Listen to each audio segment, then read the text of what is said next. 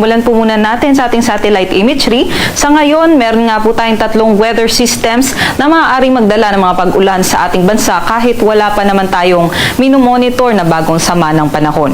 Una dyan yung shear line o itong linya kung saan nagbabanggaan yung hanging amihan at easterlies. Sa ngayon, yung shear line po ay nakakaapekto sa silangang bahagi ng Central and Southern Luzon. Ngayon, nakatutok po yung axis nitong shear line dito po sa may Quezon, Rizal at Laguna. Ngunit inaasahan po natin within the next 24 hours ay aakyat naman po yung axis nitong shear line at maaapektuhan din yung Cagayan, Isabela, Aurora, maging sa may Quirino.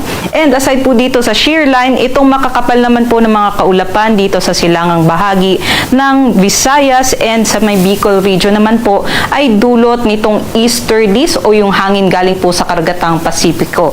Ito nga po mga kaulapan na ito sa ngayon nakakaapekto nga po dito sa may Bicol region, Marinduque, Romblon, maging sa kabuuan po ng Visayas at sa may Dinagat Islands at Surigao del Norte, kaya't maaari silang makaranas ng katamtaman hanggang sa malalakas na mga pag-ulan. Doble ingat pa rin sa mga posibilidad ng flash floods at mga landslides. Aside nga po dito, patuloy pa rin pong bumubugso yung ating amihan or northeast monsoon sa malaking bahagi ng Luzon. Specifically, sa ngayong araw po, asahan nga po natin, meron po tayong makulimlim na panahon na may mga pag-ambon dito po sa may Metro Manila, sa natitirang bahagi ng Cagayan Valley at Cordillera Administrative Region, natitirang bahagi din po ng Calabarzon, kaya't posible pa rin po yung mga pag-ulan nga dulot nitong amihan. Other parts naman po ng Luzon, dito sa may Ilocos Region at sa may Central Luzon, asahan naman po natin bahagyang maulap